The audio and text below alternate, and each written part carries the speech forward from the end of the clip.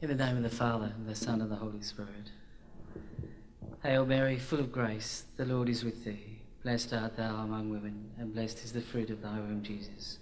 Holy Mary, Mother of God, pray for us sinners, now and at the hour of our death. Amen. Saint Dominic, pray for us. The posture of thanksgiving, this attitude of us looking towards God in thanks. We know it's so key, but it's actually in heaven, I think that's the posture we'll have for eternity. In the thanksgiving for the one who gives to us. And so, isn't it perfectly fitting? I mean, we have many names for the Mass, don't we? Like the Mass.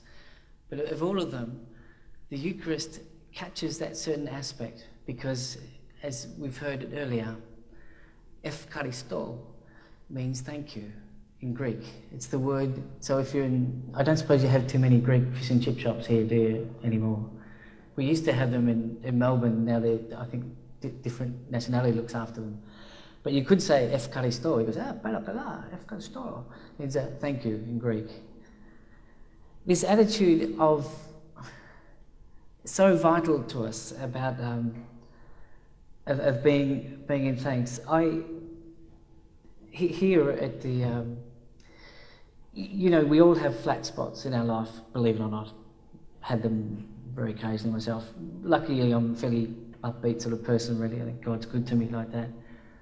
But the grace of the sacraments, and even the grace that I've experienced as being a priest, you know, and I'm very grateful to all of you who went to confession in the cold. And I must tell you, it's very, very moving to recognise, well, I've become a priest, to give you that grace, to be part of that, and then it's a joy to do that, and just to know that. One of my priest friends says to me, "You're very funny because after you hear confessions, you always glow because like you're happy, you know, because there's the grace there for us, the grace for us to take." And you know, it fills me full of gratefulness that you come, that I can share that grace with you, and that, you know, and then I have a sense of having fulfilled my vocation, my call in my life. I will talk about the thankfulness in the Eucharist, but I thought it might be, people find it interesting to find out how people get to where they get to. And I thought I'd share a bit of my story as a young man coming in and discovering the Dominicans. The first thing that's a little bit fun is that my name is Dominic. You know that, don't you? Yes. But that at a certain point in my life, I moved into Dominic Street, and that had the Dominicans on the corner in the Church of St. Dominic's. A little bit spooky, yes. But when I've told my father that I was thinking of becoming a Dominican, he teared up because, as it would happen, my father had known the Dominicans very well, and having 6 boys, you know, he was a little bit hopeful one of us might take the plunge. And he said to me, "Did you know I named you after a Dominican called Dominic?" There you go, wow. But I want you to know that I was free in that decision. Is everyone clear? We don't believe in predestination. I was free, you know. It was truly a response. But when I look back on my life coming into the order, so I was one of 7, so I was number 6 in 7, and my memories of our family life was that we did pray always. Not particularly well. I mean, I remember we were a bit naughty as kids, you know, and we do only a deck of the Rosary, I think, was something we got. But we always had to pray we had to do individual prayers. And if we ever lost anything, we prayed to St. Anthony. Did you do that? Yeah, and it works like a champ. And I never knew this, but I've been lifted my game since. You've got to say thank you afterwards. Did you know that one? So you pray, please help me find it. And then when you find it, you say thank you. It's very important. It's like the other side of the coin. But when I look at how God kind of, I spoke to you that that priest in my life, Father Kelly. But also when my first introduction to religious life came at a young age too. It had a later significance for me. My brother did a project on religious life. He was in grade 6 or 7, and the whole family went out to the Cistercian monks. They were out in the Yarra Valley. And then I remember walking in, and the sound of the monks chanting, you know, that, and I remember thinking, holy, you know. And then after it, I had my very first cup of tea. Start of a big career. Very milky and very sweet. And then Brother Brendan, who, God love him, he's dying of cancer now, a beautiful man, he brought out a baby lamb, right? So he played with the baby lamb. And then he brought out a horse, and we had horse rides. And then he took us down the dairy, and we watched him milk the cow. I'm staying, that's it. All right. And so I think that was the first time I said to my mother, Mum, I want to be a priest. And she very wisely said to me, that's lovely, Dom. Great thing. But this, I think a deep curiosity about God was something too that characterised this journey. I also suffered a little bit with dyslexia.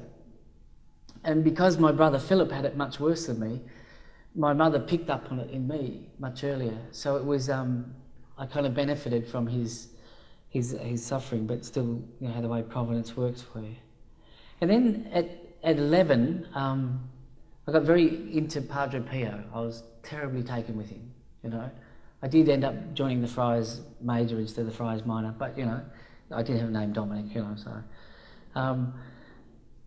Terribly overwhelmed by that. And then, you know, it kind of drifted away. It's like a constant theme coming back. And some good people in my life, of course.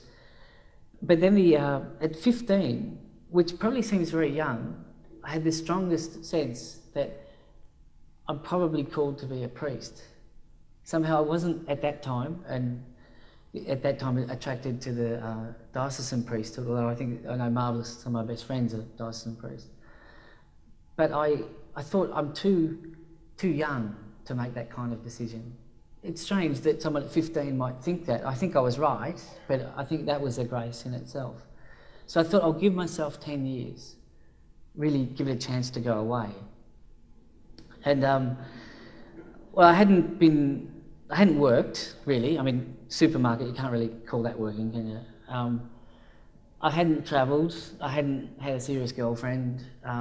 These were things. Anyway, I was 15. So, but I said to myself, if it's still there when I'm 25, I'll do something about it.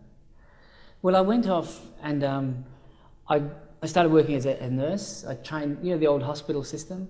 We trained in the hospital, and I did that. And you know, I did fall in love a couple of times. Sometimes, you know, the girl that I was keen on was not as keen back. You know, it's a bit of a pain really at the time, a bit intense. It's a bit. It's all fun, isn't it? And but the truth could be said. I think I probably had some girls a bit keener on me than I was on them. You know, the way it goes. But in the nursing and in the working with, you know, the sick and the dying, it really made me think, well, is this all there is, you know? Is this all there is? I had never given up going to Mass, and a lot of my contemporaries had. But you know, and then you'd see people come in who had faith in one way or another, but, you know, they had the faith, they had it. You know, maybe it wasn't perfect, but they had it. And the difference in them, and it really, you know, it's old mind, but, you know, I was kind of interested in philosophy and things, still am a bit, and so I wanted, you know, the difference, you know, the ones who have faith, how they can greet death, you know, a big thing. And then I moved into St Dominic's parish and met the order. And then with this kind of curiosity I had about about God and questions that I didn't really get answered in school, or maybe I had them now. When I go to the friars, I found I got the answers, and they were better than the ones and so I'd have I think I'd have a really good question for them, you know, gotcha. And then I'd go, oh, right. A much better answer. Yeah, it's been something like a gratefulness I have in our faith, that it's so deep. If you got the question, the church has the answer, and it's always deeper and richer than you can think. Then you think, oh, it's astonishing. Now you'd think that was good enough, but I became great friends with a couple of the friars, and that was a key thing in it. But also, the year that I was starting to think about joining the order, something happened. I went out with 3 different girls, not at the same time. And it seemed strange, and it was like almost God saying, you know, well, here, make a choice, you know. And the last one, who was probably the most special of the 3, by this time I'd started to pray the office, you know, and when I went in to St. Dom's and they were chanting the office, you know, something I'd heard when I was 5 years old, and here they were, these monkish kind of guys chanting the office, and it, you know, I liked it. I had deep and fond memories for me, and I still like it, you know. I'm there. This moment of, like, I think when God calls us into life, you know, and He gives us a freedom within that, freedom to choose the good. That's the real freedom. There's only one freedom. The freedom is to choose the good, right? You know. But what about if you've got 2 goods, and the bad thing? That's easy, right? Don't do that. Easy. But 2 goods, and this lasso I was going out with at the time, her name was Elizabeth. We were having dinner at her place, right? And she cooked up Thai food. Big fan. Little bottle of wine. And we're in the kitchen and we're talking and she's laughing, and, you know, she likes my friends, I like her friends, and it just, you could see it, you know. Marriage, kids, and I wanted to have 10, by the way. But in his heart was the priesthood thing. I was still there. It hadn't gone. And I thought to myself, I can't give myself to Liz until I've sorted this out, you know. I come clean with it. And so I told her. She wasn't all that happy with but she was so gracious. I mean, it just stellar, the way she sort of let me go, if you like. I felt a deep, I do still feel a deep gratefulness to her. And then I went off to join the order, and the first while was not easy, because, see, I'd been a rich young bachelor, and I'd been a bit of a yuppie, you know. I'd never have a cup of coffee, I was having a cup of latte. And sort of cash to splash, and so here I was making the change, and I found that it was surprising me, the things that I found difficult. But ultimately, as I went further, I started to feel a real sense of, well, this is, come forward, Dom.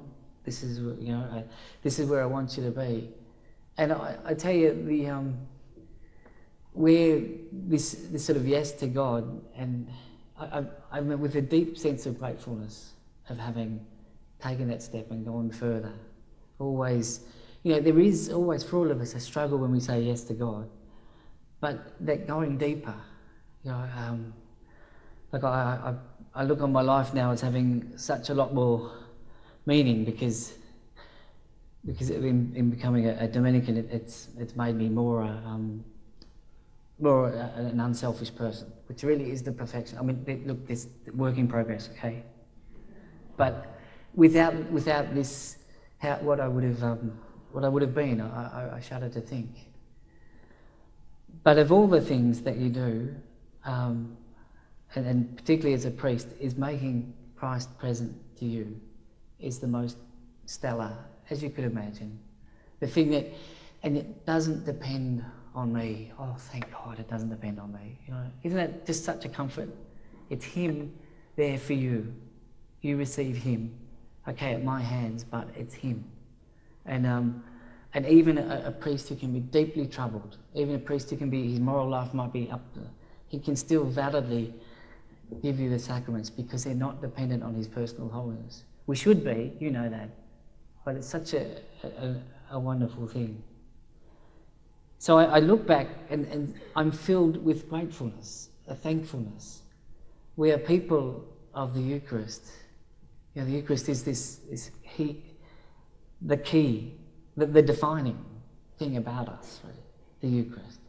And that it is simultaneously means the word thankfulness, that we live in a thankfulness.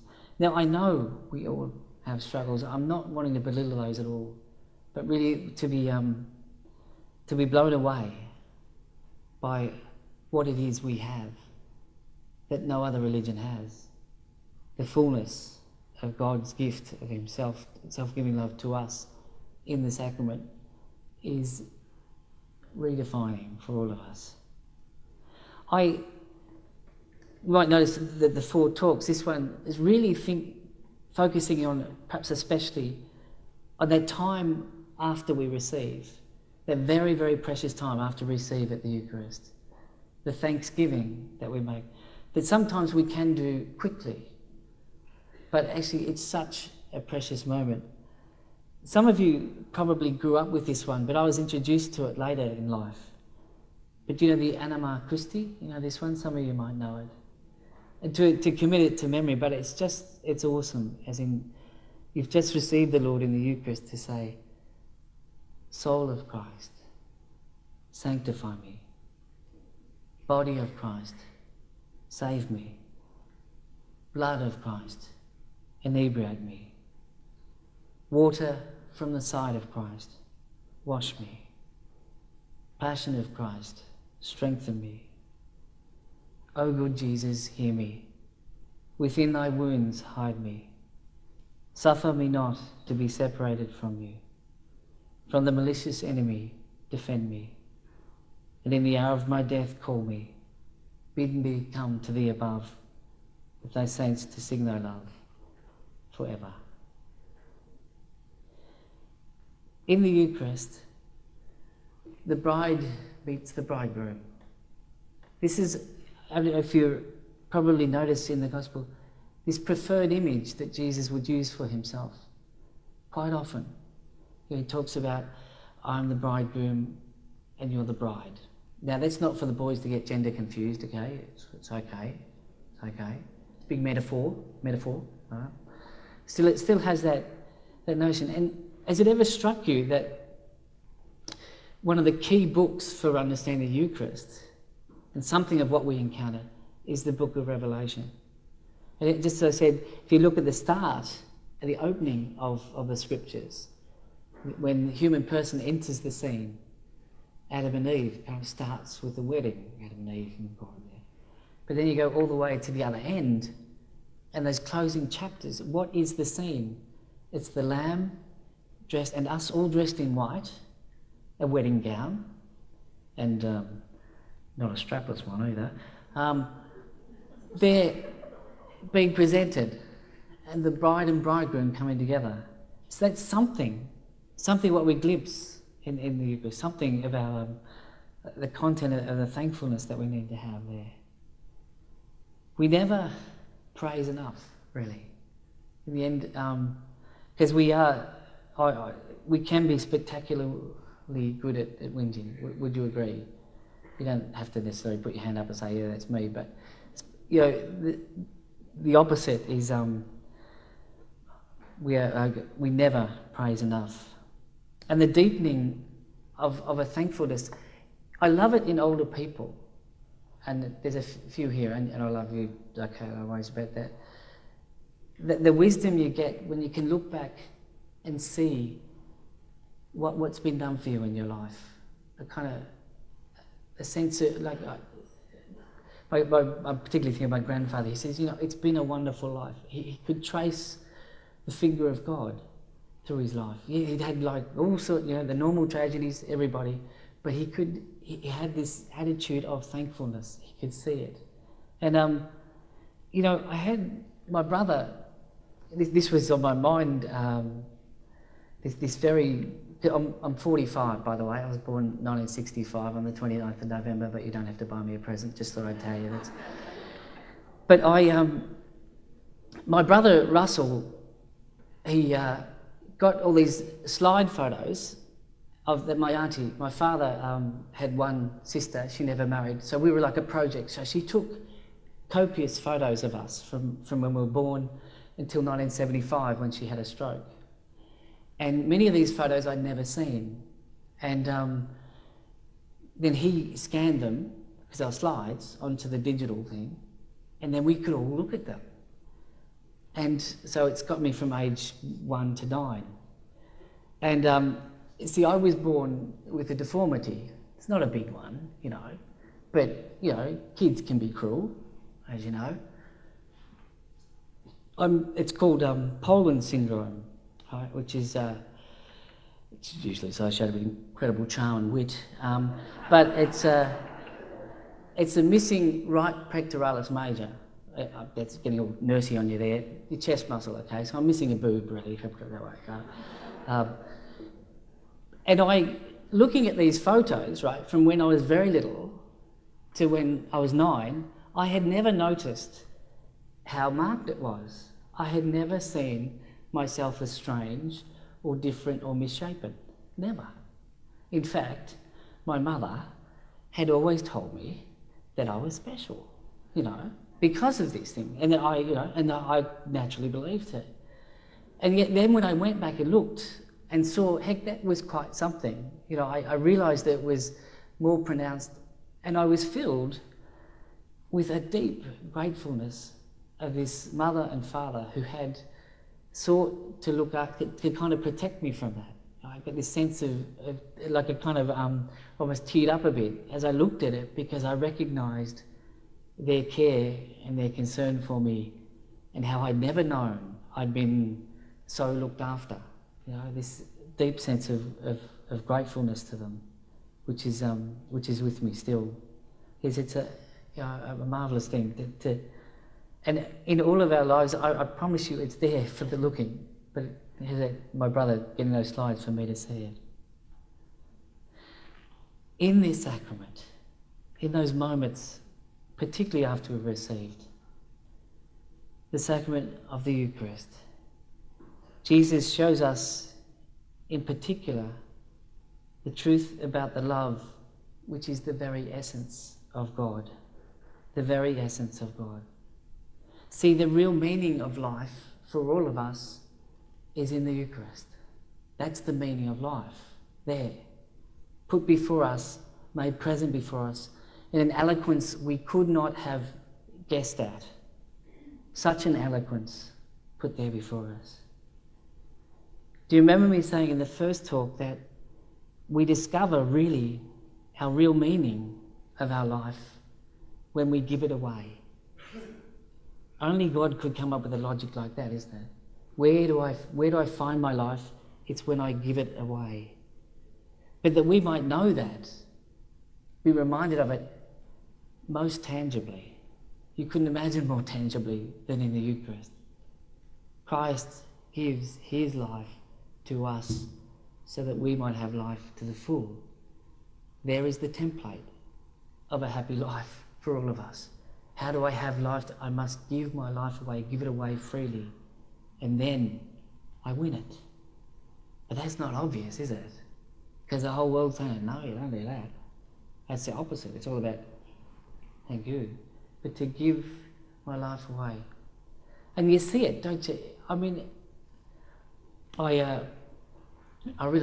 getting a bit sentimental because my parents are getting old, I know this, but you know, couples that love each other in that way, when you see that, it is a perfection of love, isn't it? When you see it, like, my mother was a great washer of clothes with 7 children. She had us in 8.5 years, by the way. That was 4 under 5 for a while. She used to do 4 or 5 loads of washing some days, right? She did great work. Mum's getting a bit forgetful now, just a little bit, you know, can't finish sentences. So the time of having deep conversations with her is getting a little bit less, you know, and she experiences it as a frustration. And Dad very unhelpfully sometimes finishes her sentences. She doesn't like that. John, let me finish. Well, you know the priesty shirts? I had a white one, and Mum washed it with a red towel. It's pink. I'm quite okay with my masculinity, but pink clerical shirt, I'm feeling so comfortable about that, really. Well, my father realised what had happened, right? So he sneaks around and gets it out and washes it and soaks it and got it back to a very, very pale, acceptable pink, right? And he said, "Don't tell your mother." And it blew me away. Like, my father, love for my mother, kind of wanting to spare her the frustration of this, what's happening, went to all this trouble, and I'm hoping they don't see this DVD, by the way, that kind of, that self-giving love, that seeks the good of the other, That's what we're called, to seek the good of the other. Husband and wife do that for each other. But on the balance too, I should tell you what my mother did for my father. Dad, he had a excavating, like a tractor, would dig holes, good, nice, helpful holes, but a tractor. And he wore shorts a lot at his work. And he came home and they were cooking together. And then this big pot of boiling, I think it was soup or something, was boiling anyway, that went to fall on my dad's legs. And my mother, she went like that. Sorry, and she's self-giving love. Anyway, I'm feeling very sentimental. Sorry about that. Yes, they're good eggs. The pair of them, her parents. That gratefulness to have been born into that. Anyway. Yes, good. A moment there. Good. God is not far from us. This is the delight. This is the core of our thankfulness. God is not far from us. And the evil one would have us believe he couldn't be further. God is not far from us. He has given himself to us in so many ways, but most especially in the Eucharist. The Word became flesh and pitched his tent among us. He is not somewhere out in the universe, not somewhere where none of us can go. He's in our midst, most especially in the Eucharist. Do you love this image that Jesus has pitched his tent? And the tent of Jesus is Jesus' body. After the ascension, he remains among us as one of us. We can call him by name and speak to him at ease with him. He listens to us, and if we're attentive, he can also speak back to us, but not often in words, by the way. God is not far from us. By living as one with Jesus and the community of believers, the church, you and I have become a person of light, a person of truth, a person of very loud noises, of goodness, the goodness of God himself, the Lamb, the Shepherd. Jesus leads us, men and women, to the source of life. And in our thanksgiving, we hold that source of life in our very, very bodies. The source of the scriptures, God speaks to us, tells us how to live, the right way to go. But in the core of our thanksgiving, the authentic source, which is Jesus himself, in whom God gives us his very self. This, above all, Holy Communion. There we can, as it were, drink directly from the source of life. He comes to us and it makes each one of us one with him.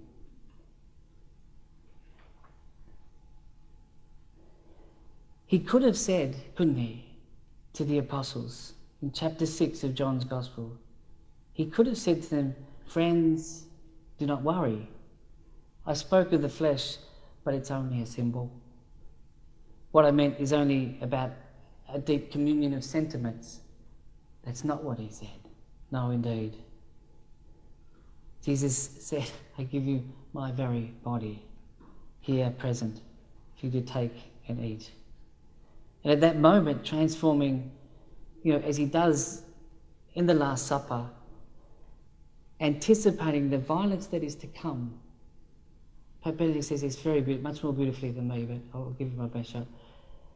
That in that moment of him anticipating fully what's coming in the passion and death and suffering that he's about to go through, in making his body into in the Eucharist, that first one, he transforms that violent act into a redeeming act of love. You see, when we look at the cross, as Father Karapi said so beautifully, we don't see a death, a destruction, we see life. That's the eyes of faith. You and I can see it. Others who don't think we're very strange. Why do you look at but we see it as a victory, the language of love sublime. I'm thinking here because I feel a little bit like I've got most of what I wanted to say there, but I'm a little bit shorter than I thought, but I'm sure that's okay with you. I'm sure I'm not going to stand up and go, no, you didn't go for long enough. By making the bread into his body and the wine into his blood, here it is, this is the bit. Jesus anticipates his death. He accepts it in his heart and transforms it into an action of love. What on the outside is simply brutal violence, from within becomes an act of total self-giving love. This is the substantial, the change of substance, transformation that is accomplished at the Last Supper and is set in motion a series of transformations leading ultimately to the transformation of the world when God will be all in all. Death is, so to speak, mortally wounded, and it can never ever be the last word. This is the core of our thankfulness, that we know what has been done for us and that we are one with that, and it anticipates eternity. And I reckon that's where I wanted to get to. So God love you. So.